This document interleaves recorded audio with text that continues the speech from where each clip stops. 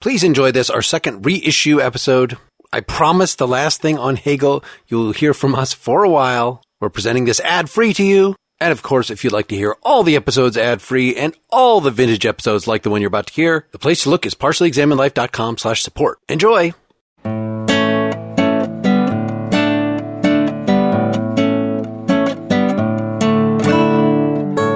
You're listening to The Partially Examined Life, a philosophy podcast by some guys who were at one point set on doing philosophy for a living, but then thought better of it. This is episode 36, which is a continuation of episode 35 on Hegel's Phenomenology of Spirit. So you should listen to that episode first.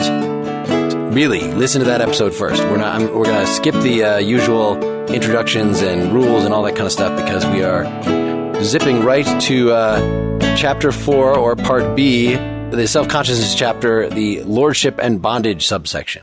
Although we do have one change from last time. While we do still have our wonderful guest Tom McDonald, we are down a Wes Alwyn who is sick at the moment. You already heard enough of him last time. We heard enough about Kant.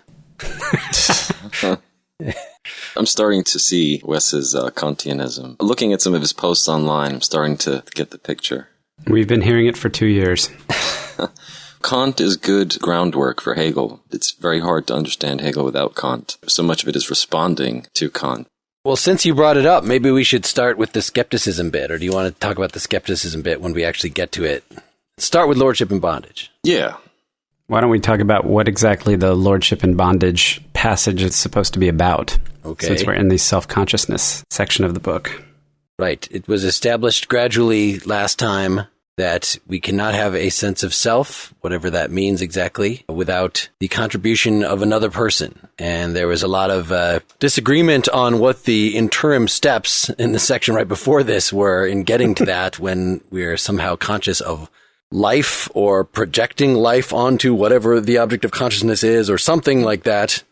You said something about encountering another person or another, and I think that's one of the weird parts about this section is that it's not clear that that's what's going on, right? That this could be an entirely internal dialogue as well. Yes. Mm-hmm. But I kind of want to just read from just a short section of the text. In section 179, he says, "Self-consciousness is faced by another self-consciousness. It has come out of itself." It says, "This has a twofold significance. First, it has lost itself, for it finds itself as an other being, and secondly, in doing so, it has superseded the other. For it does not see the other as an essential being, but in the other sees its own self. It must supersede this otherness of itself." This is at least a good enough place to get started. Yeah. It's an interesting notion that self-consciousness sees its identical. Self-consciousness comes in contact with itself and says, oh, wait a second, this is me, but it's not me. Yeah. Right? It's me, but it's other. Mm-hmm. And it has to kind of reconcile this fact that this is what he means, I think, when he says it comes out of itself. Like, there's a way in which self-consciousness could recognize itself kind of in itself and never recognize an otherness or an other. But as part of this dialectical movement, whether this is logical or historical or developmental or whatever, there's a point at which self-consciousness has to acknowledge that it identifies something that's identical to it outside of itself, and it has to figure out what to do about that. Is that a fair way of characterizing the problem?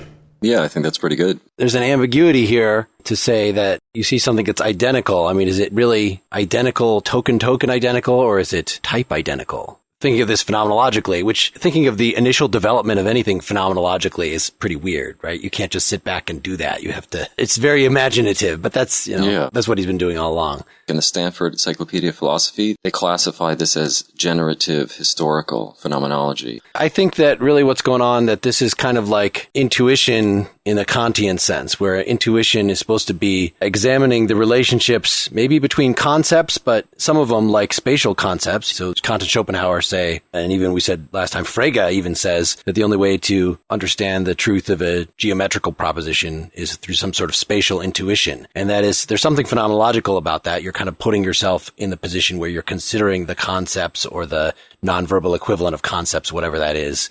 And I think that's what's going on here, is that he's claiming a logical conceptual relationship between these different forms as we're going through here. So at the moment, between this incomplete self-consciousness and the full-blown self-consciousness that requires an other here. Well, to bring that back to the point, so the question was, Mark, I think you had said, when we talk about the self-consciousness identifying itself in an other. You were asking if it was type or kind, I think, or... Yes, or individual identity. So when you see yourself in something else, I mean, are you saying, oh, that's something that is like me? Or are you actually saying, that is me? And I think he's purposefully, like, he's saying that this form of consciousness is maybe not sophisticated enough to make that distinction. I'm kind of making that up. I mean, it sounds like token identity is what he's saying. That actually is me. Consciousness is not just seeing something like it. It has come out of itself and found itself in another being. Well, when you just encounter an object that you eat, it belongs to us, and we make it a part of ourselves. And that's what some of the language he uses is the animal assimilates the object to itself. So that kind of consuming desire and consumption of objects, they're other, but then they are made into part of me. You know, Seth, you just talked about how this line where he says the otherness has to be negated. I have to make it part of me. That kind of derives from the eating and consuming and assimilating things into my own body. So encountering the other agent, this other kind of self-like agent, that's going to be much more problematic because they're going to resist me. That's what he describes in this section, for sure, that's the movement. He starts off by saying, you have this thing where self-consciousness recognizes or sees itself in another. And I think I agree with you, Mark, that at least for our purposes, it's like finding yourself as token, not type. And then in section 186, he says, I'm paraphrasing here, the encounter of the two self-consciousnesses involve one seeking the death of the other. And I think that's the metaphor for negation in the same way that we've talked about in the last episode, all of the steps that you go through in negating the object. So Tom just mentioned that we have this dialectical movement where consciousness has an object and then negates it. And what Hegel's describing here is this special kind of activity of negation that has to take place when that object is another self-consciousness. No, I like that connection. I got to admit that I had not considered previously for some reason. When it gets to this life or death struggle part of this, I always took it more or less literally because that makes sense if you're talking about, oh, this is his version of the social contract, people in the state of nature coming together.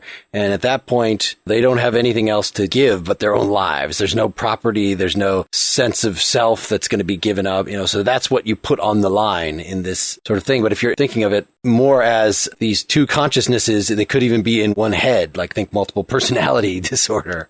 And that in these two things coming together, each one seeks to extinguish the other, to establish itself, to take the other into itself. So that just really feeds into this picture of the whole universe as very flexible in where the points of view can be coming from and how far they can stretch, how far these selves can consider that. Are they necessarily linked one per body, or at least do they try? Is it just inherent in the nature of conscious experience to try to expand beyond yourself or contract within yourself? And of course, the way I'm putting it presumes, again, that there's already a self that's equivalent with the body that's set up, but maybe that's not even justified. That's the thing is, Hegel wants to try to explain why there does not have to be a self a priori. I mean, I think that's what's sort of very radical and interesting about what he's trying to do. He's completely trying to say that Descartes and Kant and all of modern philosophy has this thoroughly inadequate concept of selfhood. They just take selfhood as given. Maybe not Kant as much as Descartes, but essentially they don't really see the selfhood as generated. They don't consider the possibility that selfhood might be something that does not exist prior to this kind of historical becoming. Right, but once the self comes into existence through this procedure that's being described here, it seems like it can't go away. I mean, yeah, the person could die. Yes. But even if you lose the struggle and you become a slave and you say, oh, your will is my will, master, I will do whatever you say, and you kind of try not to have a self, that doesn't work. Human creatures are made up in such a way that we are not actually able to extinguish the Cartesian point of consciousness in that way. Maybe with enough drugs. Let me just say this. There's kind of the key point is that self-consciousness wants to be certain of itself. And insofar as it's been encountering objects and negating them and taking them into itself, it establishes a certain kind of certainty of itself because it, of course, keeps returning to itself. It's like casting a fishing line, right? I mean, you cast out and you always reel it back in. It always comes back to you. Mm-hmm. And what happens when self-consciousness encounters another self-consciousness or itself, it suddenly finds that it cannot so easily return back to itself. It becomes uncertain with this kind of object compared to the way it is with other types of objects. So this seeking the death of the other and trying to negate the other is a way of trying to reestablish the certitude of consciousness as it had previously existed, or this other non-reflective or non-evolved state of self-consciousness. And so to me, the metaphor of the Lord and the bondsman, him saying there's two different ways that you can approach the fact that you need to negate this other. One is to try to treat it like an object of sense and say, I own this, it is part of me, my will is its will, and what I want is what it wants, right? That's the position of the Lord. And the bondsman is in a different position, and this one I have a little harder time describing. But ultimately, because the bondsman is truly being for the other, even though it's in this position of certitude, the Lord is not being for the other. It's simply treating the other as an object of itself. Right, just like something it's eating. Yeah, exactly. Now, the bondsman, or people say this, call this the master and slave also. The bondsman sacrifices its will, so to speak, for the sake of the Lord. And that movement of acknowledging the other as a holy other and as being, I think he says he's being for another, but basically this sacrifice of the self for the other is the first step that it makes possible the self-realization and then the mutual recognition. So Hegel's key point, and by the way, this is what I think the Marxists pick up on, right, is he's basically saying, if you read this as a metaphor, he's saying in the master-slave dialectic, the master is wholly dependent on the slave. The slave, even though it appears to be in the subservient position, the slave is the only one who's actually in a position to, in Hegel's term, become self-actualized, being itself. But it also, the way the Marxists read it, the slave actually is the one with the power because it controls the means of production. The master can't live without the slave, but the slave can live without the master. Right. That's the metaphor. And I think that's absolutely right. This whole passage certainly is more about the slave. The slave is the one who really develops and eventually brings this stage to its fulfillment when the slave realizes that he's the real support of the whole situation. But in the beginning, there is a positive contribution that the master makes. And that is the master is the one who's willing to risk his biological life for superiority. And in that act, what Hegel locates is that when you have this struggle, and one of the combatants is willing to risk his life, but the other is not willing to risk his life. Mm-hmm. The slave just recognizes the other as superior. Like, I am fearful and humbled and awed by what's happened. And so in that moment, the master acquires a new sense of self. Wow, I'm gaining this power. And also he gains the desire of another desire. And that transformation of desire into a desire that is now social is key, because I think in 174, he's talking about it has to give itself the certainty of itself. It's the idea that the desire can't be given. So for instance, we have to eat food. My desire to eat, it's just given naturally. It's not really mine. If I desire to eat Korean barbecue, that's actually mine. But just having to eat is natural. So I think what Hegel's trying to locate is this point where the freedom to think about oneself and to actually desire the recognition of the other, somehow that becomes possible for the master. Yeah. Obviously, for Hegel, all the elements in any of this are going to contribute something to the whole. It's not simply the case. We don't want to overread this as this being some kind of emancipation text, or, we don't want to take the Marxist move with the text. Tonight, anyway. But, Tom, what he says that I think sort of points to what you were just saying is, in section 190, he says, the Lord is the consciousness that exists for itself, but no longer merely the notion of such a consciousness. Rather, it is a consciousness existing for itself, which is mediated with itself through another consciousness.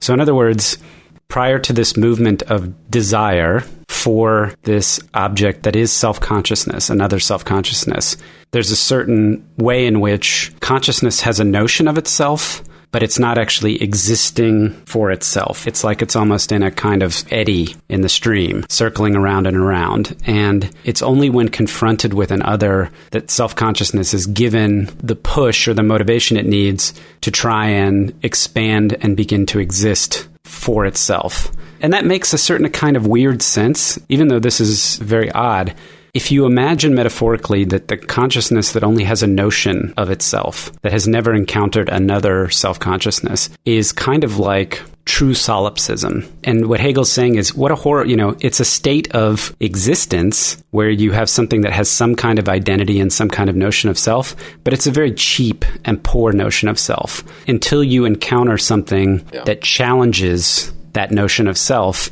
you're really only sort of acting out the part of true self-consciousness. I buy that description, except for the comparison to solipsism. I think solipsism is closer to the skepticism that we're going to get to right in the section after this, that you actually have to have a sense of self in order to say, I'm the only thing that exists. That there's some brute sense, some unexpressed sense in which what you're saying is right. It's not a sense of self, but there's some way of acting where you don't acknowledge anybody else. I guess you could just say that. So it's, in other words, it's a purely negative notion of self, which you use the word notion a bunch of times there. And we should say, for listeners who haven't looked at this text, that the word notion is used throughout here with a capital N, depending on your translation, as just meaning the sort of the empty, unformed idea of something. And that's all the way the dialectic always works, is first you sort of get a notion of something, and then you have to fill out the content in some way, usually by reflecting on some contrast. So the notion itself, this poverty, this initial self that is just the bare tautologous I equals I that we were talking about in the last podcast, that would be the notion of self. It's a pure negative. Yeah, I agree with that.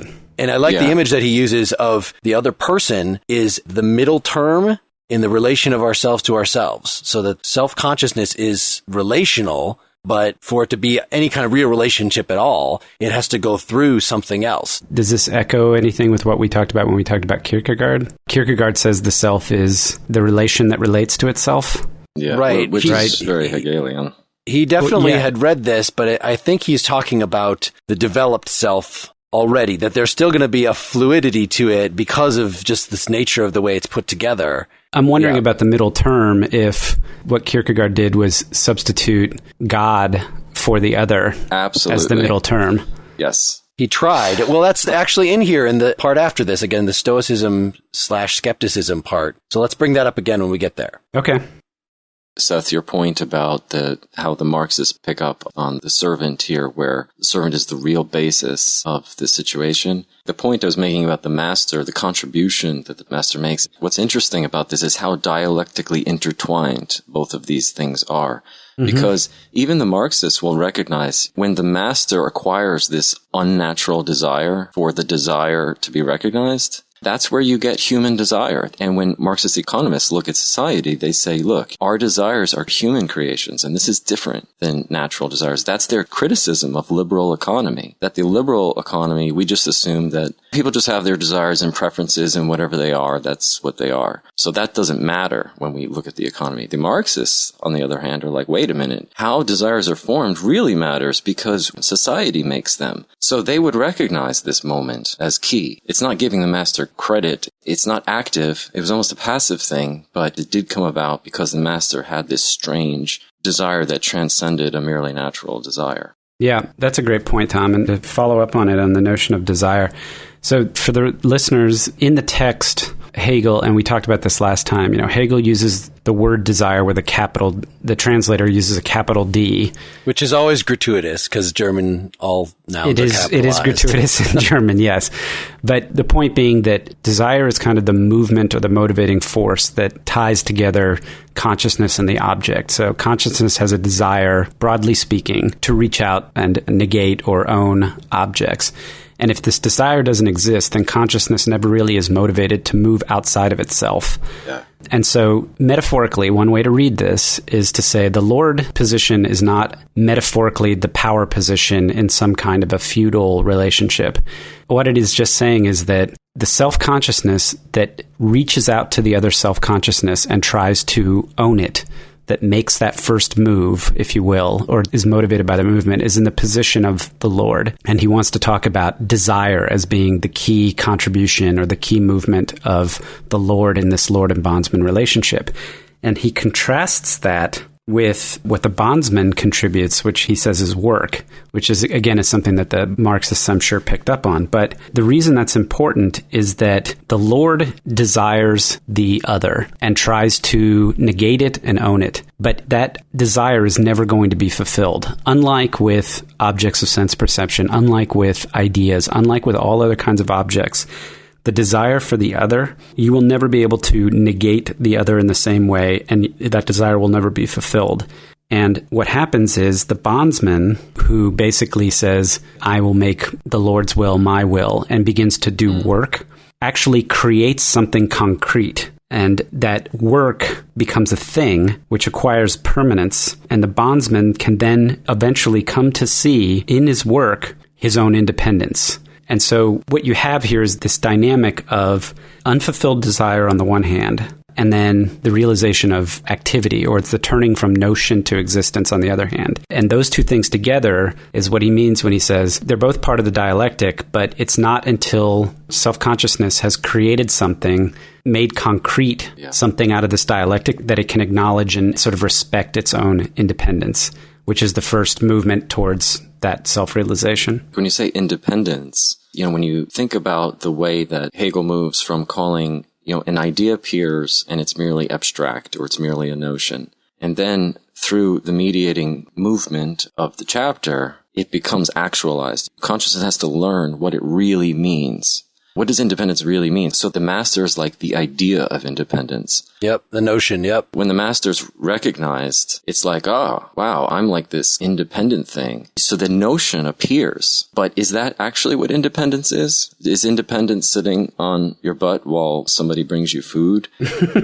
I think this is still so relevant to a lot of management labor relations. It's inevitable that when people are in managerial positions, you kind of become lazy and dependent on your workers. I don't, though, buy his point. So he says the act of creation itself that the slave is doing. So the slave is out there making things, and just making things, creating things itself builds up your sense of self. It's not just the other person treating you in a certain way. It's also having this objective effect in the world that you can then look at and say, I did that. And he says that the master is alienated from that. The master's not going to feel that. The slave is going to feel that. I can see that in some circumstances, the way you're saying it. Oh, the master is sitting at home all day and the slave goes out and gets the food, and the slave has the experience of hunting and all this stuff. Yeah, okay, but that's not how I picture an actual master-slave relationship in the caveman days working out. It would be, here's the tribe leader running around with his minions, and the tribe leader will feel just as much responsible. In fact, will feel like, wow, I'm directing these 5 other guys who are hunting this woolly mammoth. And they go there, go there, go there. They take the mammoth down.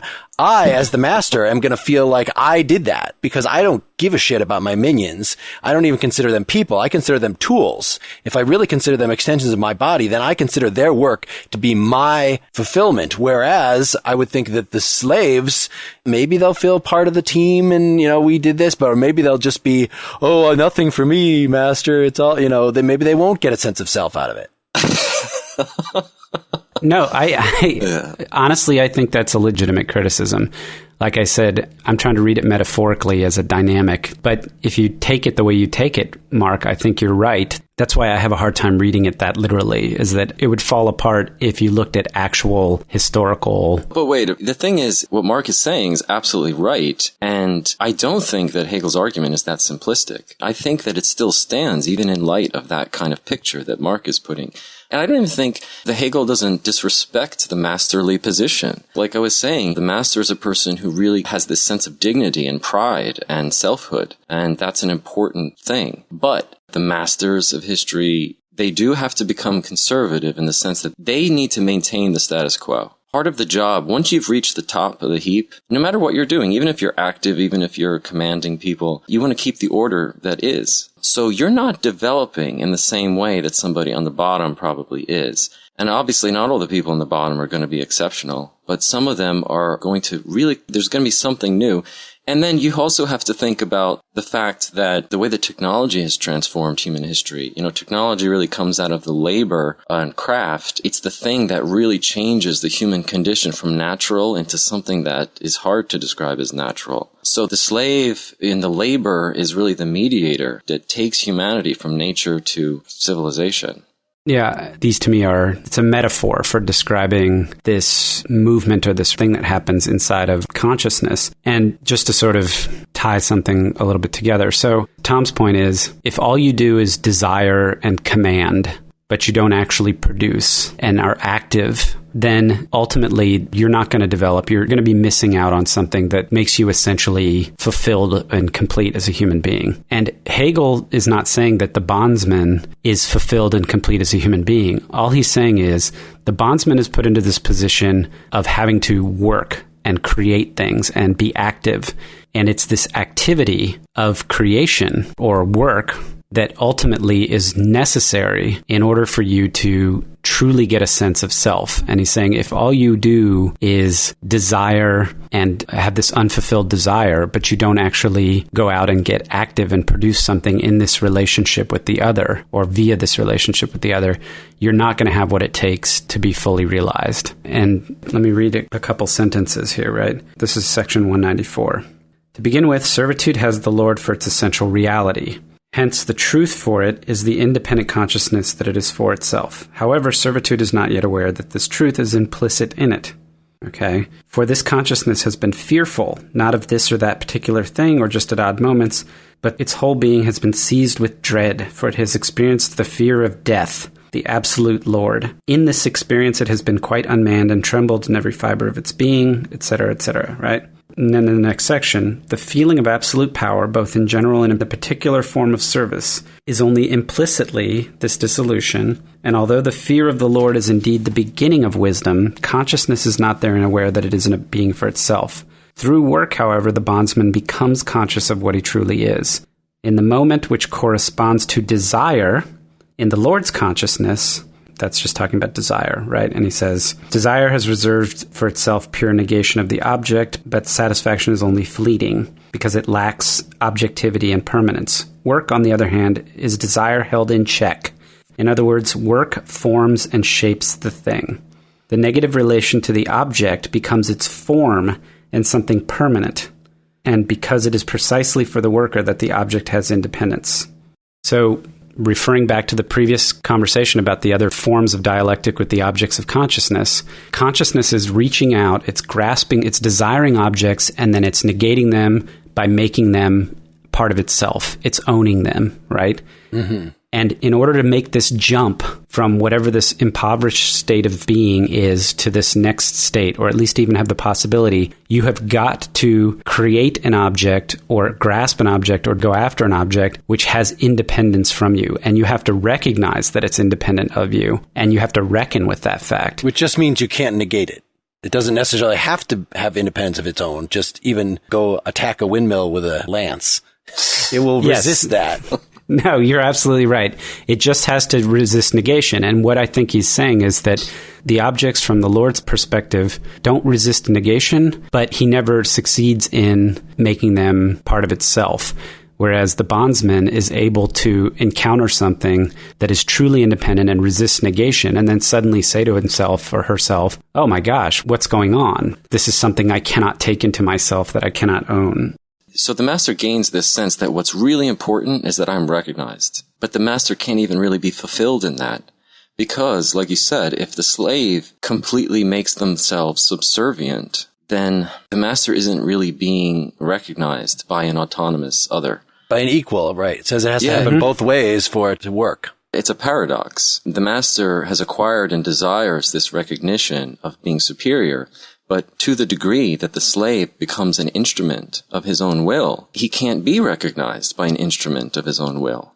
We need another word in here also to differentiate desire, taken as this brute, unowned thing, like an urge, versus something that is owned, something that is what you were talking about, Tom, as the Marxist saying that all our desires are created by society. If you as a mature individual can say, oh, this is what I want, then that is something completely different, and that requires a level of selfhood that is not present, certainly in this early part of the phenomenology. And I guess the Marxists would argue that if our society treats us like sheep and we don't think enough, and that we have this consumerism is the default desire, that's not even really a desire proper either. We need to distinguish between Yeah. proto-desire and personal desire or something like that. Yeah, I think that's fair. That makes sense. And in all of the times I was referring to it, I was talking about the proto form, not the personal form. Mm-hmm.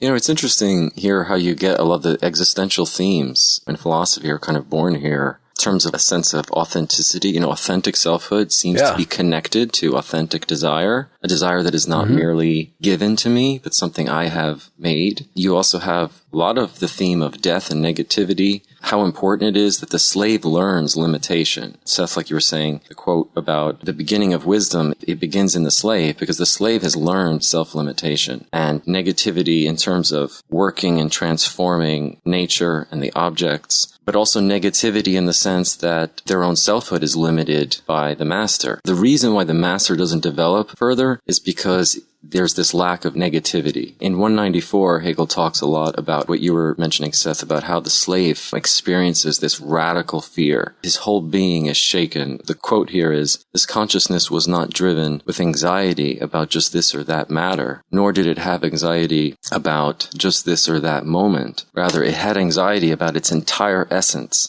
It felt the fear of death, the absolute master. In that feeling, it had inwardly fallen into dissolution, trembled in its depths, and all that was fixed within it had been shaken loose." And where he's saying that all that is fixed is shaken loose, you see how the slave gains wisdom about the world being fluid and remakeable. The master is a conservative. He just wants to maintain things in a fixed way. The slave learns this transformative character of himself and the world, that things can change. Yeah, you mentioned the connections to existentialism. I guess that passage and all this talk of desire, I also see just that attempt that I was complaining about in the Heidegger episode to connect emotions to ontology. That here, this dread that is being described is an ontological state. How do you put it? It's not despair. It's an existential state. Yes, that's ontology from a phenomenological point of view for an existentialist is this. Yes. Yeah, and the more I read this, the more I'm thinking that I misspent my youth, and instead of reading Heidegger, I probably should have read Hegel, because I think maybe a lot of it's in here. The difference is that this is where that tradition begins. I mean, I would say Kierkegaard takes this, dread and anxiety from his reading of Hegel, and then Heidegger takes it from Kierkegaard. So there you have the philosophical lineage of this theme. But Hegel puts a positive spin on this, where this wisdom we acquire by this anxiety is a positive for the slave because it's about learning that negativity is our ability to change things. Well, it's actually a movement. The translated word is dissolution, right? So, Heidegger talks about anxiety before death, and that's a critical part of the analytic of Dasein, that Dasein's recognition of its own end, right? That's the role it plays in Heidegger, is that when Dasein realizes that at some point there will be no more Dasein, that's a significant and earth-shaking moment for it. Mm-hmm. And in the same way here, when consciousness in the role of bondsman recognizes true anxiety and fear, and in this case, it's in a power relation, not necessarily about death, but it's the dread, in the true sense of the word dread, of the Lord. You have a similar kind of existential moment for the bondsman, but I think in Hegel here it's playing a different role in that, remember, I used the word certainty earlier, which is part of the text, that what self-consciousness is striving for is certainty. Self-consciousness wants to be certain of its own being, of its own existence. And what happens in this bondsman-lord relationship is the Lord becomes self-certain in the way that we think of pejoratively, like being self-important or self-aggrandizing, which is a form of certainty, but it's not grounded on actually being certain. It's just more like an assumption.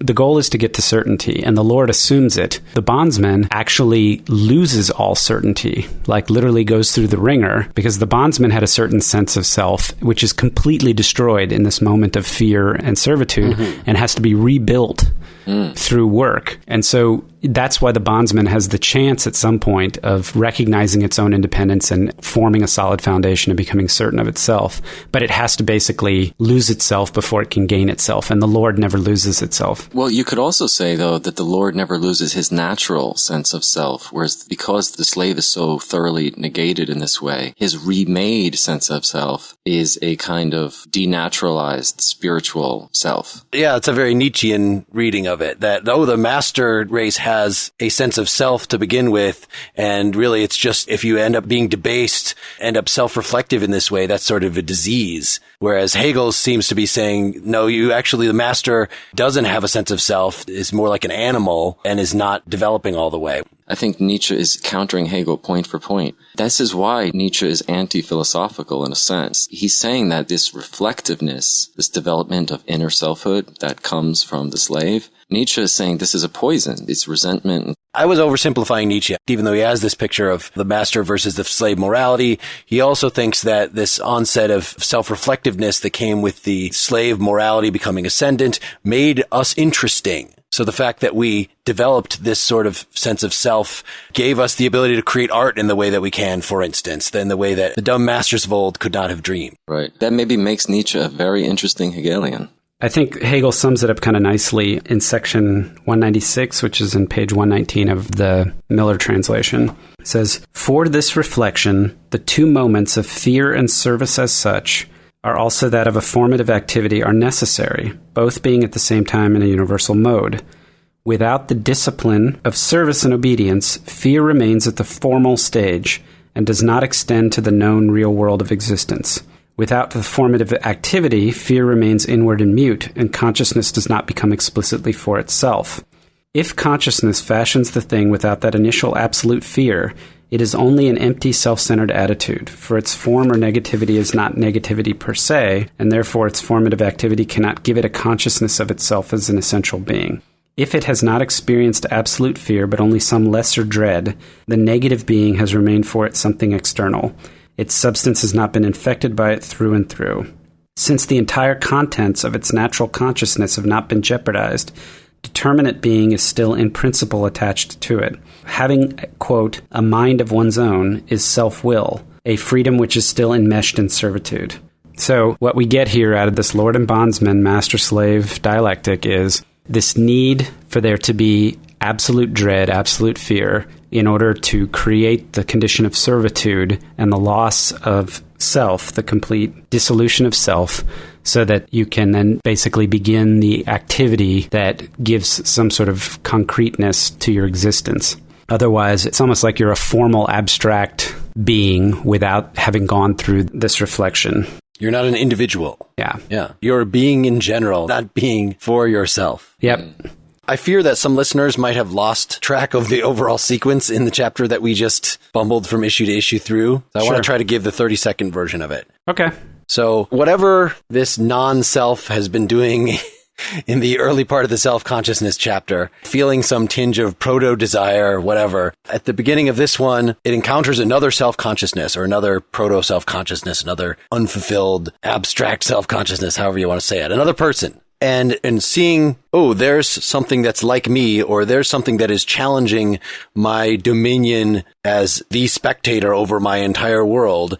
Each self-consciousness feels that same, it's a threat, it's an antagonism. So they sort of put themselves on the line. They each try to negate each other to say, oh, no, that's just another object in my field of view. Inevitably, one of them succeeds. I mean, at least we haven't talked about any situation. You could interpret this whole thing as, I think the Marxists interpret it as something has gone wrong. And so there's a condition of servitude as opposed to equals coming together and recognizing each other, which is how it should work. But in any case, in the state of nature, or this initial way, nobody's sophisticated enough to even make that a goal. So somebody comes out on top. That's where you get this master-slave relationship where the master still is treating the slave just like all the other objects. Is he gaining some sort of self-consciousness from that? Maybe. But the slave is definitely in having its initial proto-sense of self disrupted to this extent, having to rebuild something from scratch, having to do the work for the master, thereby encountering a bunch of resistances, which is how you reflect back upon yourself. The slave is going to be the one that builds up a superior sense of self. And then to the end of that, you had just read, Seth, the last paragraph, but you stopped short of the last sentence. So let me read the tail end of that. This will get us right into the next section, the freedom of self-consciousness section. Just as little as the pure form can become essential being for it, just as little is that form regarded as extended to the particular,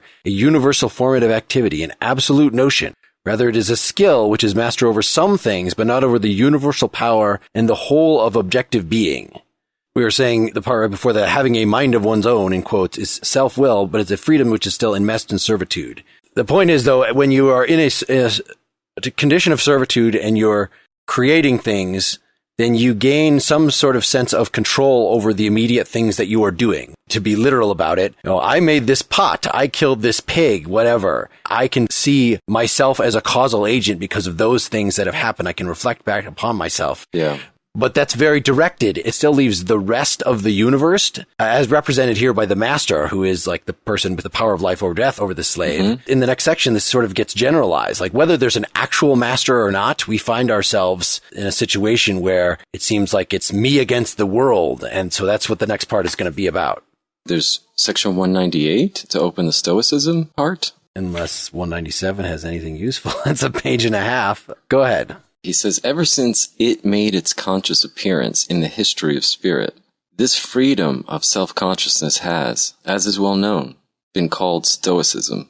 Its principle is this: consciousness is the thinking essence, and something only has essentiality for consciousness, or is true and good for it, only insofar as consciousness conducts itself therein as a thinking creature.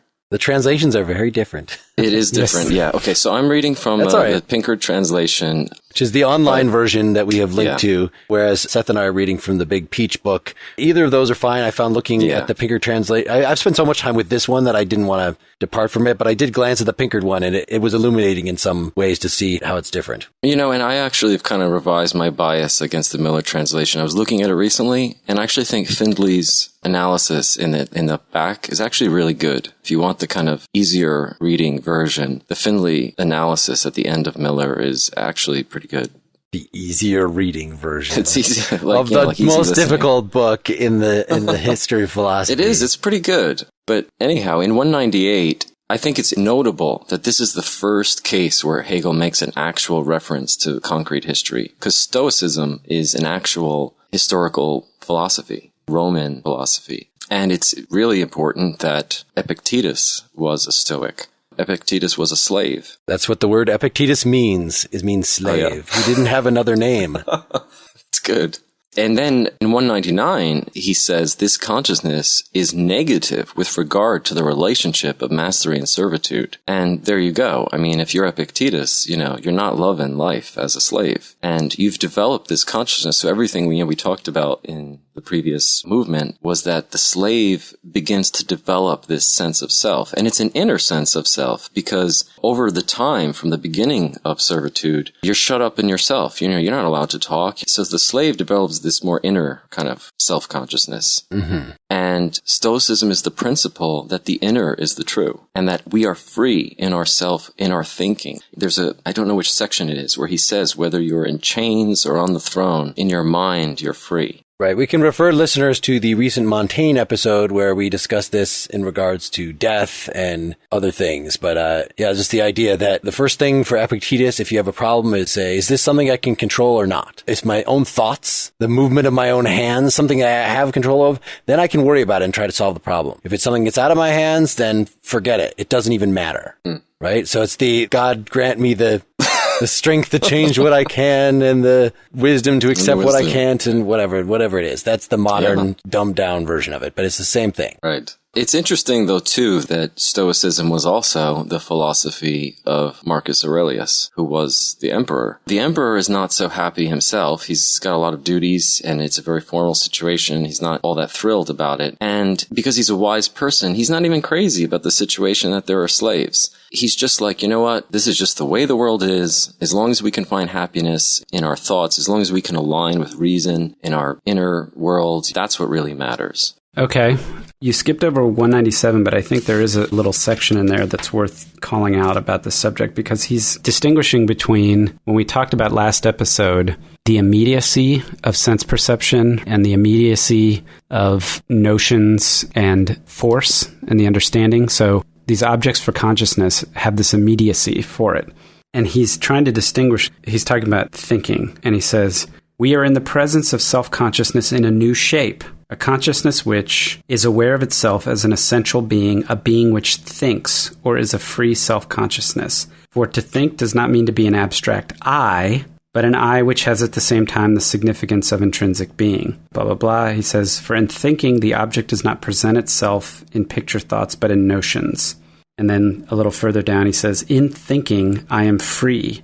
because I am not in an other, but remain simply and solely in communion with myself and the object, which is for me the essential being.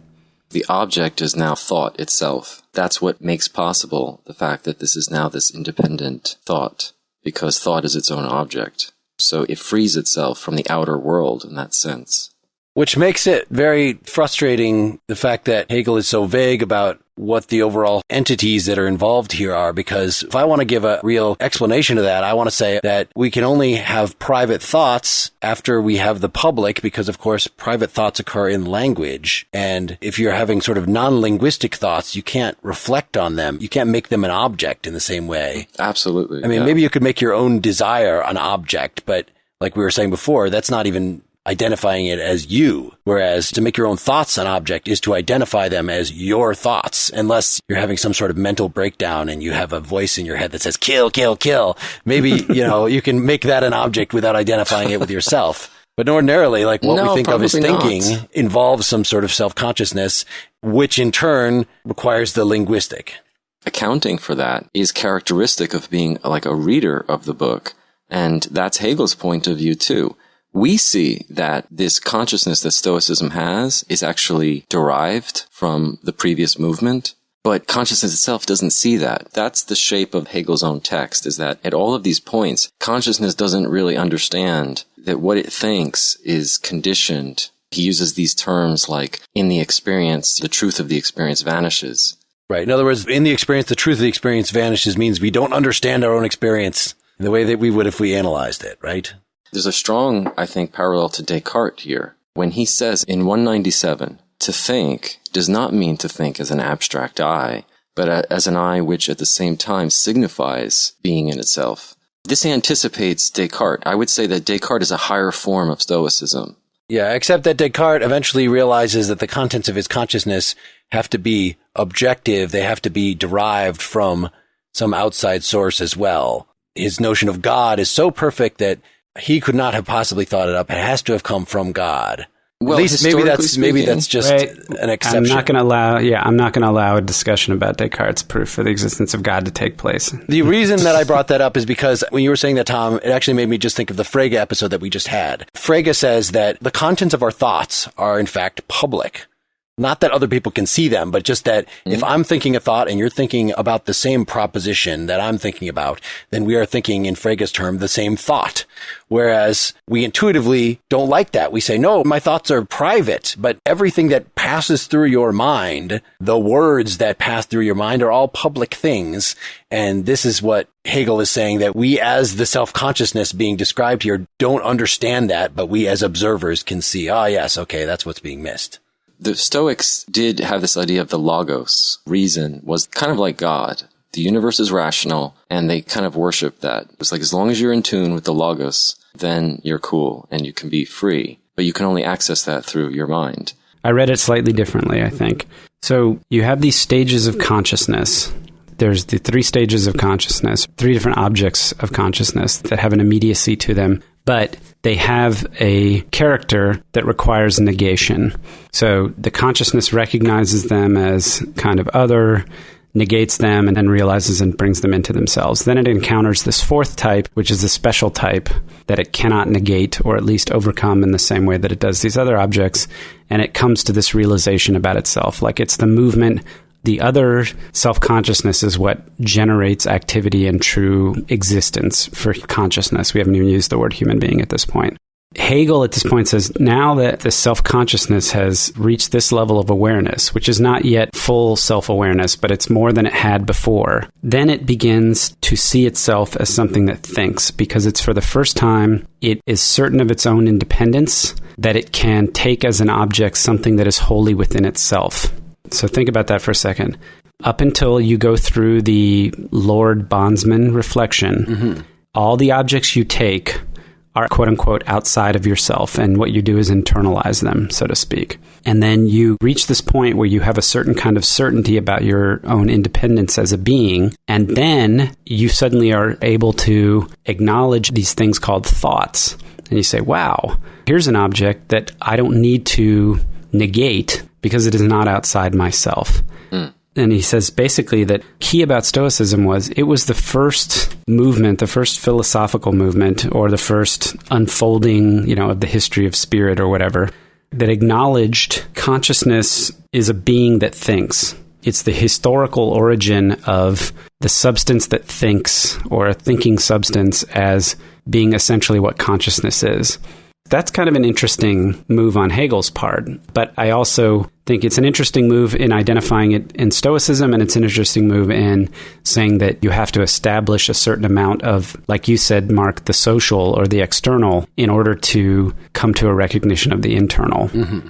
Which hits on an interesting ambiguity here that I felt in saying, other people are necessary for self-consciousness. I mean, does that mean other people are necessary for me to have a concrete sense of what I am? That's a story that makes a lot of sense to me. How do we know who we are? How do we develop a sense of self?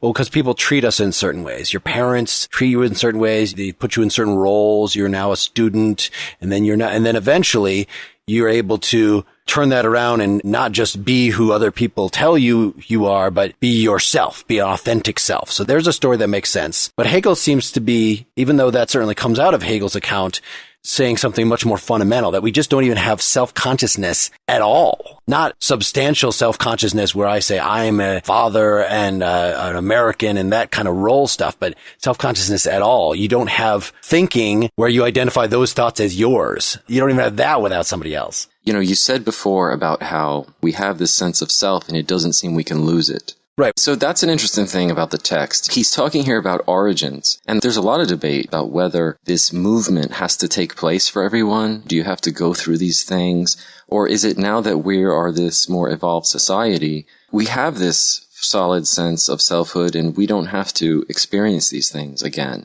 And maybe that's why we become less authentic in the modern world, because we've forgotten the actual origins, the genesis of how this idea of selfhood came about. You have to put your life on the line and then you get a sense of self. And that's something that was, according to this picture of lordship and bondage, was sort of part of the initial acquisition of self-consciousness, but it's not something we have to go through being raised by our parents unless your parents are abusive assholes. And even then, it's not something comparable because it's not a symmetrical thing coming together.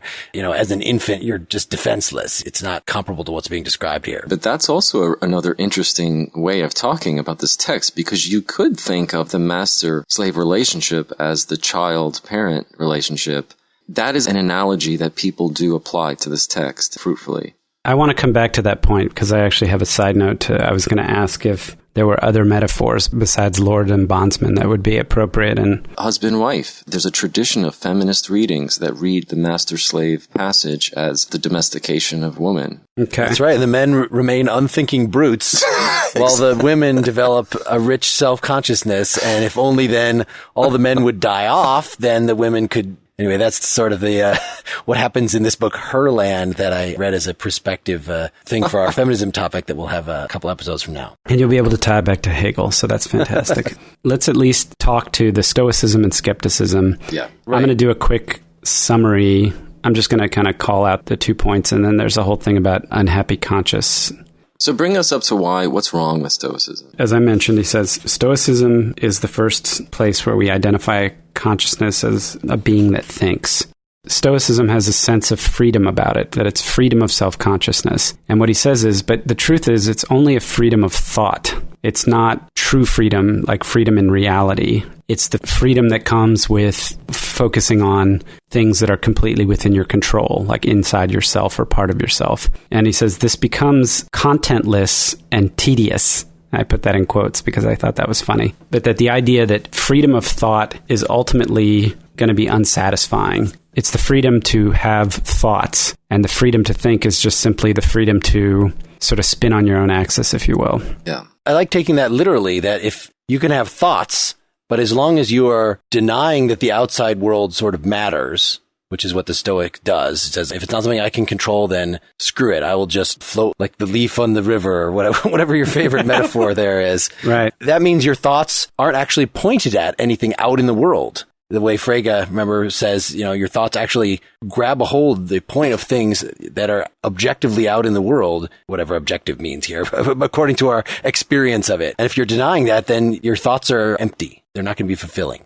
freedom of thought, which is Stoicism, has the same relationship to quote-unquote true freedom, what he's going to describe in skepticism as the first stage of consciousness has to the self-consciousness that realizes itself in another. It's just a notion of independence. Yep. It doesn't have the actuality that you get at a certain later stage. So this is the whiny adolescence in the development of spirit. That it says it finally develops a sense of its independence, but now is being, everything else sucks anyway, man. It's writing bad poetry about problems it thinks are unique and listening to Morrissey. And literally, for this skepticism, it's basically saying that, look, all this freedom that Stoicism is talking about is a bunch of bullshit. And the skeptic has to be a person who starts to say, wait a minute, I'm not buying that. I don't think that's real freedom. And so the skepticism negates these Stoic beliefs. Section 202, skepticism is the realization of that of which Stoicism was only the notion, and is the actual experience of what the freedom of thought is. So it's not just the notion of freedom of thought, it's actual freedom of thought. But it ends up being worse. Yeah, I know. This is in itself the negative and must exhibit itself as such. He goes on in 202 to say that skepticism corresponds to the realization of the concept of self-sufficient consciousness as the negative orientation towards otherness, desire, and labor. You see how you get the pattern. It's the same movement as the slave was in the previous phase. The skeptic realizes that when I doubt this stuff that the Stoics are saying, that's my doubt. It's not just this universal principle of inner freedom. I doubt this stuff, and I'm negating those principles. Like Seth was saying, it's the realization of the principle of Stoicism becoming actualized and becoming authentic. The only difference in my reading here between what you're saying is you're thinking of Stoicism and emphasizing sort of the positive elements of Stoicism where it says it acknowledges reason, like you were saying, and I want to live in accordance with reason, and skepticism is questioning that, whereas I feel like the focus in the text here is on the relationship to the outside world. So the Stoic says, oh, I only have to care about my own thoughts and everything else out there doesn't really matter. And skepticism only goes farther in the same direction, which is not to say the outside doesn't matter, but the outside, I can't even know that it's there anyway. It's a complete rejection of the outside. Both of these are despisers of life in Nietzsche's way. Yes. And the skeptic gets more profound about it. The skeptic gets active about it. If we go back to that whole idea of desire and work and the sense of activity making something permanent, Stoicism is kind of like skepticism in theory, whereas skepticism is the actual practice, right? I mean, Stoicism says, shrugs its shoulders and turns on itself, whereas skepticism is like actively applying the principle of the outside world doesn't matter. He says in a number of places, he thinks that the ancient skeptics are more important and interesting than the modern skeptics because, modern skeptics like Hume, they still have this sense of selfhood that they hold to, like a modern sense of selfhood. They just doubt the external world.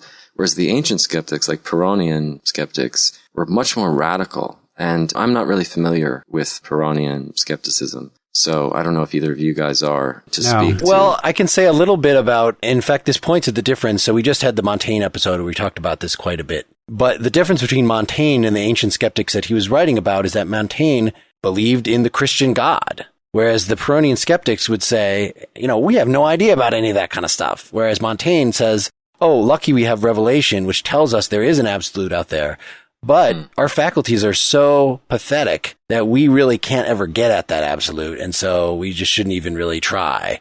And so he's, I think, more like the modern skeptics. And this is exactly what Hegel, in the introduction of this book, criticizes skepticism, what he calls skepticism there for, which is assuming that, just like he thinks Descartes and Hume and Kant all do this, maybe not Hume, but at least the other guys, that there is an absolute out there, and he calls it the absolute, but you don't have to assume that there is a God or something. You just have to assume there is the way things are in themselves, and that we are divided from that by this unbridgeable gap. And Hegel says, instead of arguing against that and sort of using this epistemology to work his way across the gap, and we discussed this in the Heidegger episode earlier, because Heidegger takes this just from Hegel, just denies the premise, says like, look, if you're going to say there's an unreachable thing in itself out there, you need to argue for that. Don't just assume that there is a thing in itself out there and then, say, oh, whoa, we've tried to reach it. We've tried to get certainty, but we can't get it. No, you're the one who's doing something completely unwarranted by creating this problem in the first place.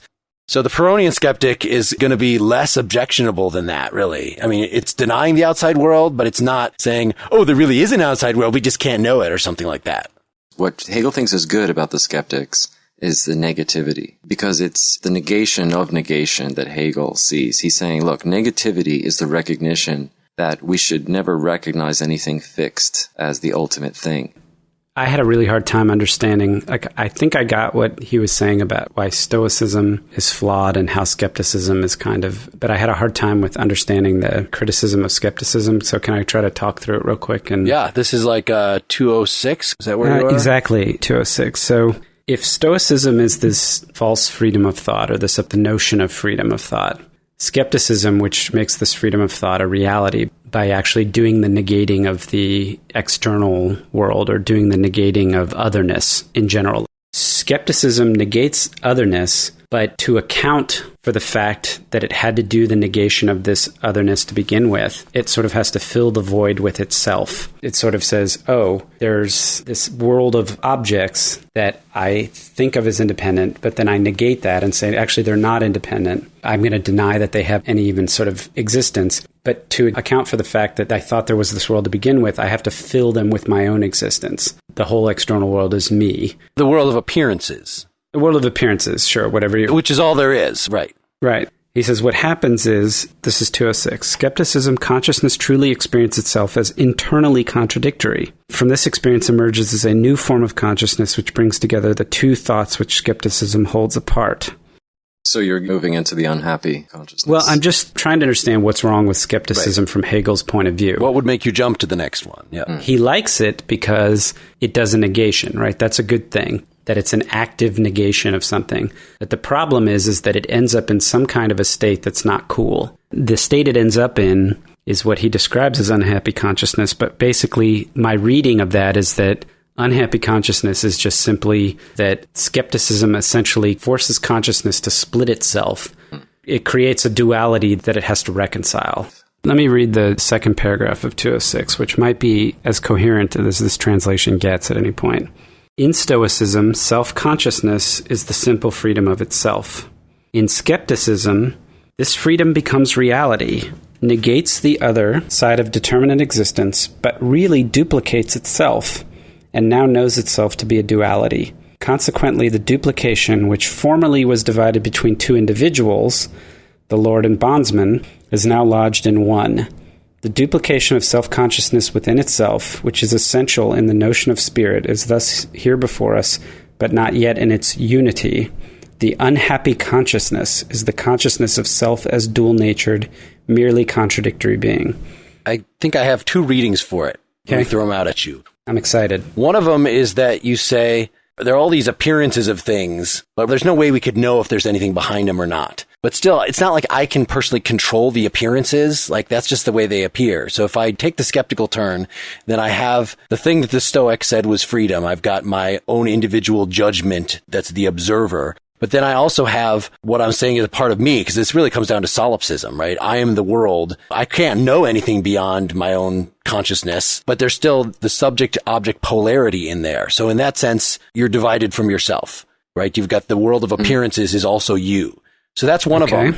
The other one is that if you're going to be a skeptic, you're inevitably going to be a hypocrite, because every action that we take has to assume that the ground, it really is there in front of me so that I'm about to step on. So you think you're being so free or whatever in saying, I'm not going to take a position on any of this. Maybe I'm not even going to say that it's not there. I'm just going to pull a Husserl and it's the epoche and say, oh, well, I don't know what's actually behind it. I'm not going to theorize it. But in any case, whatever you're doing, you're creating this theory and putting your sense of self in that. Whereas your body and everything you do is acting according to some other principles. So you're divided in that way. Yeah, I think that's great. I don't know, which of those, are they both right? Oh, they're both right.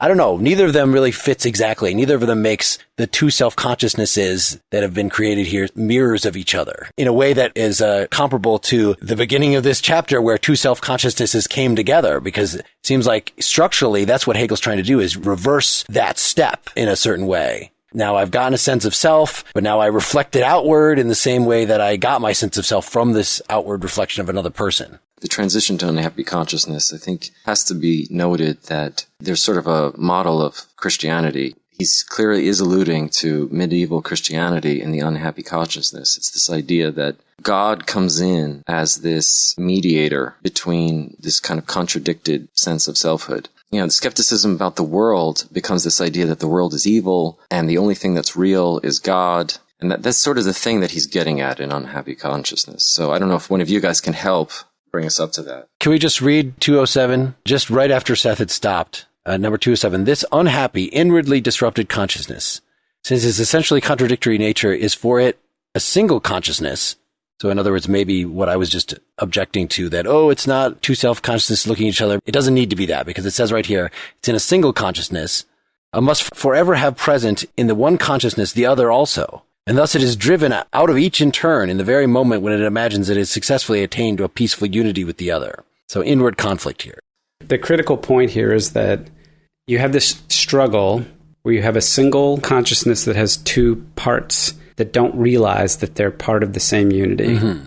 And he contrasts this. He likens it to the split between the Lord and bondsman, but he says it's all contained in one consciousness as opposed to two consciousnesses, which I think is about as much ammo as you're going to get for reading the Lord and bondsman section as being between two distinct individuals as opposed to like an internal metaphor like I was trying to argue for earlier. So consider my point suitably dashed on the rocks of section 206 and 207.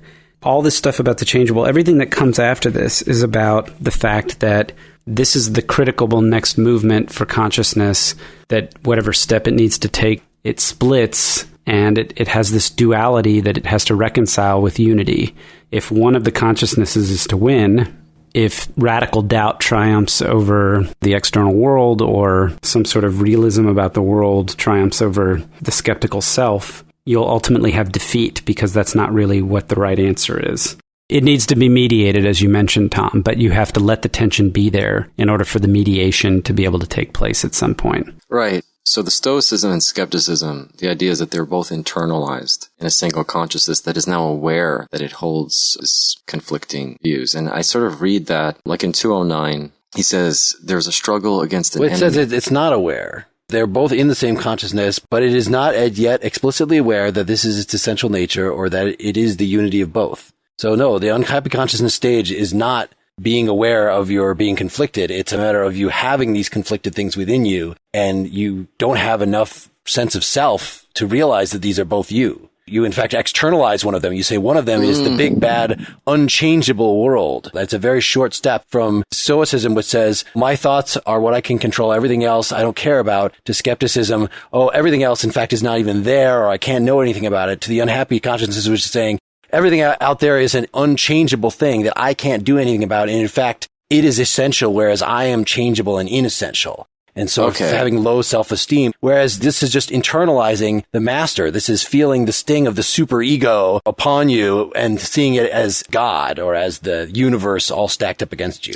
But you could say that the skepticism felt that the world is an illusion. So now the unhappy consciousness still thinks that's the case, but now it also accepts that I also have to hold on to something. Whereas the skeptic didn't do that. Now the unhappy consciousness sort of has this belief that there's something that's unchangeable. There's something I can depend on. There's something out there that we can all anchor ourselves on. That's this unchangeable belief in this transcendent foundation. So that's part of its life now. That's how it's contradictory. That's how it has both of them in itself. Acknowledging that point, what I heard Mark saying was, if you look for that unchangeable in either of the two sides of this duality in consciousness, though, if consciousness does that, that's where the mistake is. And the unchangeable is the thing that's going to mediate these two parts and ultimately allow them to recognize the unity. And you could say, too, though, that in a sense, the unchangeable is not this far-off thing. because the fact that the unhappy consciousness believes in the unchangeable is itself the actual glue that's holding their life together. It's just that they don't believe it belongs to them. I don't know what it is, and I'm not saying it's near or far. All I'm saying is that the first stage or the first movement, as he would say, is for one side to either think of itself as unchangeable and try to vanquish the other, or to see the unchangeable in the other and be sacrificed. What needs to happen is the unchangeable, which is neither side of the equation, is the thing that allows the two parts to recognize themselves in a unity. Contrast that, what we were talking about before, with the Lord and bondsman relationship, where there's sort of imposition of desire and then loss of self. Here he's saying it's mutual. I think we have to have an image here of Christianity. Imagine that you have a couple believers and they feel that their bodies are sinful. They don't care for their own individuality. They believe they are nothing next to God. But there they are, the two of them. They recognize each other as equals, as equally nothing compared to God. Yeah, equal before God, yep. Right. And that idea of God has a function there. It mediates their recognition of each other, but they don't see it as their own idea. They don't see it as part of themselves. So are you saying that Hegel's just using other words to cloak Christianity?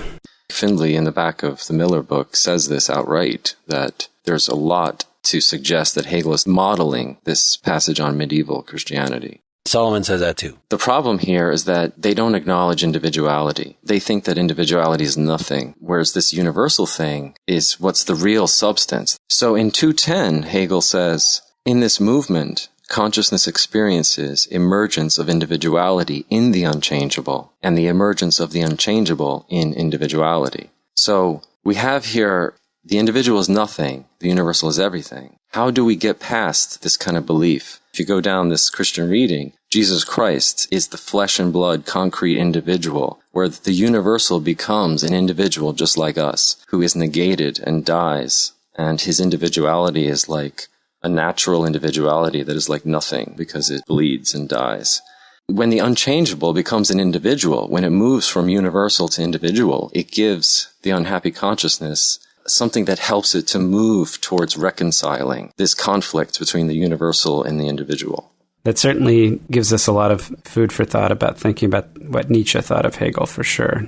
I feel like we skipped a step, and I just want to go back here. So the stage of consciousness where you have this conflict, unhappy consciousness, you have the two sides sort of struggling between I'm the changeable, I'm the unchangeable, what have you. And then they come to acknowledge the unchangeable as something outside of themselves. And this has two effects. One is that it brings the two sides into a unity. The other is that it creates acknowledgement that this consciousness is an individual or particular, unessential, whatever you want to call it. And then the essential, unchangeable, non-particular being, which is not a consciousness, but is a being, is spirit. The relationship between this individual consciousness and spirit, there has to be something that mediates the relationship. This is kind of like launching into the next section of the book that we didn't read, but it's basically reason. Reason is the mediator that bridges the gap between individual consciousness and spirit. Right. Reason is the way that, unlike understanding, which is what science uses, the faculty of understanding that tracks appearances and regularities in appearances and hence scientific laws, reason is what enables us to do this thing that Hegel's been doing throughout the book, which is sort of putting ourselves in someone else's shoes, doing this imaginative phenomenology of different forms and things. And so that's how we, in fact, the correct way of doing science, which in other words, the biology of his day, which was taken as the prototype science, and this is all from Schelling's philosophy of science here, is to see everything as a living system, that part of the way you know about it. And in fact, the faculty of reason is all about being able to imaginatively identify with these various systems. Just like when you're asking about apparent teleology when talking about evolutionary theory. Even if you have some sort of, it's ultimately that breaks down to chemical connections and ordinary causality, the way you do the science is to think teleologically. Right. And just to make the connection more clear of how you get from the unhappy consciousness to reason, the world of Enlightenment humanism or Renaissance humanism is in part mediated by the idea that the Christians come to recognize, or at least the enlightened ones come to recognize, that this was our idea all along. The idea of God becomes reason. Reason is what mediates our community. We were reasoning all along, and it's really us. So that's how unhappy consciousness is able to shift from negating its own individuality to affirming the individuality of real flesh and blood human beings, as long as we are rational. So you get this logic that the world of reason is the world that is going to say, hey, even though we're all contingent, inessential individuals, that's okay, as long as we have this rational community. Yeah, that's really well put. And I'm going to read section 228. He says, in the mediator, then, this consciousness frees itself from action and enjoyment so far as they are regarded as its own. As a separate, independent extreme, it rejects the essence of its will and casts upon the mediator or minister, in parentheses, priest, its own freedom of decision, and herewith the responsibility for its own action. This mediator, having a direct relationship with the unchangeable being, ministers by giving advice on what is right. The action, since it follows upon the decision of someone else, ceases as regards the doing or the willing of it to be its own. So that is the funkiest, weirdest thing to say, that reason basically allows consciousness in this to divorce itself from thoughtless willing or doing, and then reason acts almost in opposition to what consciousness wants or what the body wants or what have you, and can say, no, don't just do the right thing. But it takes reason to tell you what's right, and then to obey the dictates of reason is to somehow attain the state that you want to. I don't even know the right words for it, but I made these notes and I was like, okay, so we have desire, work, enjoyment, thankfulness, all of these parts of the individual unessential consciousness. Reason then mediates a relationship with spirit, and reason, and then all of this is accomplished through mutual reciprocal self-sacrifice or self-surrender. And what this tells me is that if reason is what mediates to spirit, and reason is essentially the ability to obey the dictates of somebody else. Yeah, rules. That reason is essentially duty. Sure. He's read his Kant. Right. And that's how we kind of close the self-consciousness section, is that you've gone through all of this work of recognizing yourself, of fighting, struggling with otherness and objects, and all of this self-realization and stoic position, freedom of thought, and then skepticism. You reach all of this just to get enslaved to reason. Right, but there will be a liberation from formal reason, and that comes even later in the book. Well, hold on. Taking the Kantian analogy seriously, then this being enslaved to reason is a certain kind of autonomy, and we've explained that many times. Absolutely. This is a positive moment at this point in the book. I'm sure it is. Seth, it sounds like you're shooting ahead to your Heideggerian sympathies. No, it might be. It's this fetishizing of reason that I don't like. Reason is not the end of the book. Spirit follows reason. So spirit is where Hegel will critique formal reason from the standpoint of further investigation of what reason really is and how it really works. It's historicity, yeah. Yes, exactly. So that what seems like the superego of a society, right, duty, ends up being relative to that society. And so he has to move to a meta level as a philosopher to take a look at that. And then it does become something very Heideggerian. Okay. I appreciate you trying to salvage this for me, and I'm sure at some point I'll put in the effort to read the next 300 pages to find that answer. From everything that I've heard, we have read the good part of the book. The rest of the book is all sprawling. No, come on. There's great stuff in the rest of the book. Reading his later works where he's threshed out this notion of spirit a lot more cogently is going to give you a better representation of what he's after there than his initial crack with that here. Whereas the fluidity and the motion between the stages in the first part of this book is something that he just never is able to replicate later in its brilliance. I think that this point in the book we're talking about is hugely relevant to contemporary discourse. For the most part, especially in the United States, in the Anglo intellectual world, people who are the upholders of reason really don't think of reason in this historical sense. The way that that emerges out of Christianity is an important argument. I think it's not widely enough considered. Let me recast what you just said using his technical definition of the faculty of reason as opposed to the faculty of understanding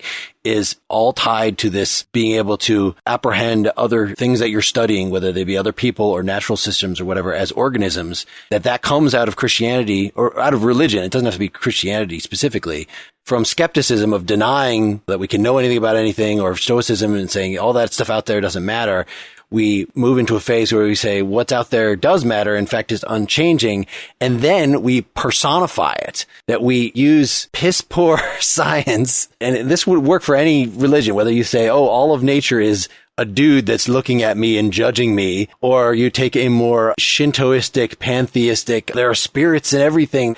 Either of those ways ends up getting at what he thinks is then a good approach to science, which is Hegel's notion of reason from Schelling, which is something that is very foreign to us now. Wait, but Mark, wouldn't you agree, both of you guys, would you agree that we could characterize our world intellectually as very much divided between reason in the sense of formalistic reason that just kind of assumes reason is given, doesn't have a historical sense of it. And then this fundamentalist religion idea that there's a transcendent mediation. What we should really be believing in is this.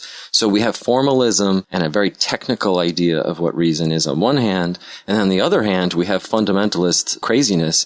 And isn't in that sense why it's so important that maybe we do understand what Hegel is trying to ultimately get to beyond reason in his concept of spirit? We would say, oh, fundamentalists, we retain as a sublated moment in our own, it's usually a criticism. Those atheists, they just have a new kind of faith. Whereas Hegel might see this as a positive thing that, yes, we have this new kind of faith in this man-made creation that we can stand behind, as opposed to faith in this unknowable thing that was thought up by savages way back in history. We shouldn't say anything else about reason because we didn't read that section, and I'm just going to be bullshitting. Even what I do know about Schelling and stuff, that's all from the Solomon. I don't have much memory of reading the actual text here. When I got to that point myself, I was just like, this book took it out of me, man. And I mean that in both a good and a negative way, right? It's negative in the sense that it's sad that I've reached this stage of my life and that I'm so distracted and I don't have the stamina to read philosophical texts anymore. This is brutal, though. But this is one of those extremely difficult but extremely rewarding texts as well. Mark had a different feeling about Husserl than I did. I was like, Husserl the Cartesian Meditations is just hard to read. And it's hard to read unnecessarily. And it sounded like all you guys disliked reading it. It's not fun to read, but Mark got a lot more out of it than I did. The Hegel, this is the first time I've actually spent this much time trying to really plow through this. And I've said this before, how I feel like I'm a better reader of philosophy now than I was even when I was in grad school. But it's really tough going. And it'd be interesting because of the way he's using the language and because he's obviously, like you said, Mark, and Solomon points out that every section of the book is basically like an implicit criticism of some other writer or some historical movement or whatever. You could spend a good couple of years probably just wading through this. Absolutely, yeah. And Tom has.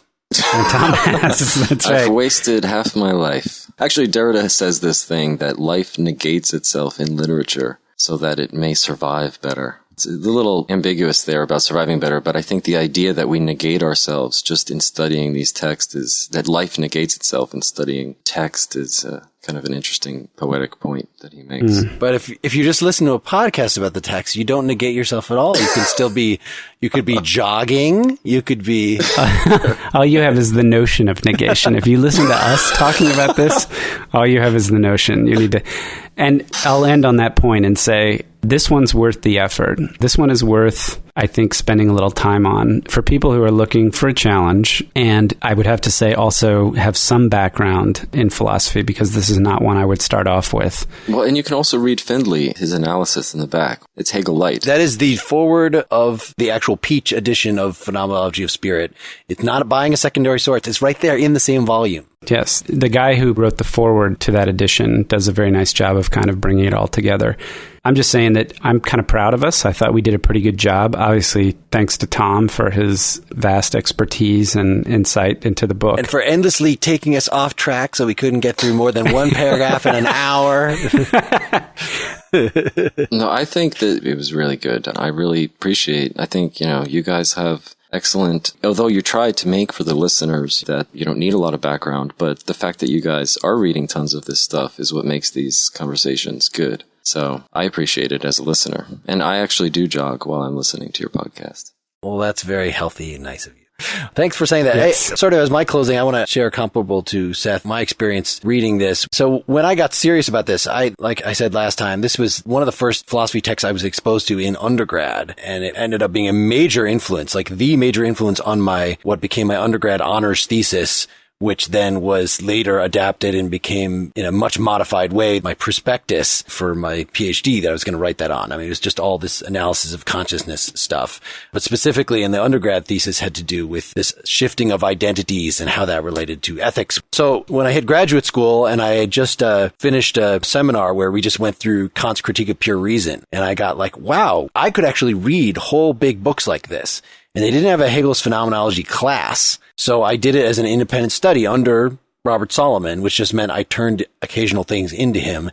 Not that he would talk to me about it more than a couple times. As he said, he's the guy, I just noticed that he's the guy who has the blurb on the back of the Peach book. Yes. Yeah, he's a major dude in this, but he'd already done this Hegel book, in the 80s and really did not want to relive it with me, and in fact said like, oh, it's very easy for these graduate independent studies to take as much time for his instructor as an undergraduate course, like, which is just wrong. So he told me in advance, like, look, I'm not going to give you a lot of my time, but you're welcome to go through it and read my book and consult with me and when you have questions and stuff like that. Mostly I wrote a lot. So I would read a paragraph of this, and then I would write like a half a page on what I thought it meant and sort of do what we're doing here a little bit, but even in more detail, having these dialogues with myself, trying to figure out alternate interpretations of this. And I think this is the text that requires active reading in this way. I mean, I think a good philosophy student does that with everything they read, but I have been very lazy in most of the way we've been reading things for all these podcast episodes. When I read Heidegger, I took a few notes, but mostly I just read it while I was traveling, and I didn't write. I don't want to read sitting at a computer typing shit now. Like, that's irritating to me.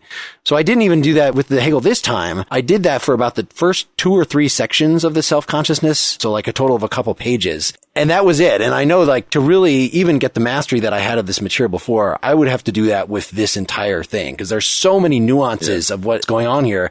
I feel like we've gotten a good understanding of overall what happens in these sections, but that doesn't mean that I will understand what is being said in any particular sentence. I think that, I don't know if both to you guys and to the audience, let me say that I honestly would have to recommend by far more than any other secondary text, Alexander Kojev's Introduction to the Reading of Hegel, Lectures on the Phenomenology of Spirit. It is a absolute classic. It's very clear to read. It's really enjoyable to read. I would say most of my understanding of the book comes from that book. All right. And Tom will do a nice blog post on that. Then I'll try to do that with Solomon as well. Cool. But yeah, I did get to the point this time in reading this where I got comfortable enough with the style again that I could get through it with some speed, so that this whole unhappy consciousness part, I was able to read through without dying. I could get, early on, I was like, there's 2 more pages left? Oh my God. How am I going to get through these 2 pages? It would really be agonizing. But I finally went back and read enough of it and looked at some of the secondary literature where at least I could get through it, which is how I felt by the end of the Husserl reading. I guess is the same thing, where you're at least comfortable enough with the language that it doesn't stop you. You might not understand all of it, but at least you can get through it. And that provides a foundation so that when you go to secondary sources, you can have read the primary text and relate it back to something. And then when you come back to the primary text, you can read it with new insight. And so I think that's the way it's done. I would need to be forced or, have another month spent on this, which I don't want to spend right now, to do it right. This text is not enjoyable. I have to say, it is so hard. It's so hard going. My appreciation of Hegel, it really does come more from a lot of these secondary sources. And I have to say that when I sit down and read the phenomenology itself, I don't really enjoy it. So that's kind of a weird thing, because it's hard to recommend something to people that you just really don't even enjoy reading. Well put. Everybody should go to partiallyexaminedlife.com. You can also follow us on Twitter. You could join our Facebook group. You could go on iTunes and give us a nice review, rating. Thank you for all those folks who have done that in the past and who have supported us in various ways. And thanks, Tom, for coming on, and thanks, Seth. And no thanks to Wes for feeling sick tonight. Yes, thanks, Tom. And everybody feel free to go and visit suhendon.com also to see what Tom's got going on over there. But as far as I'm concerned, good night. Good night. Night.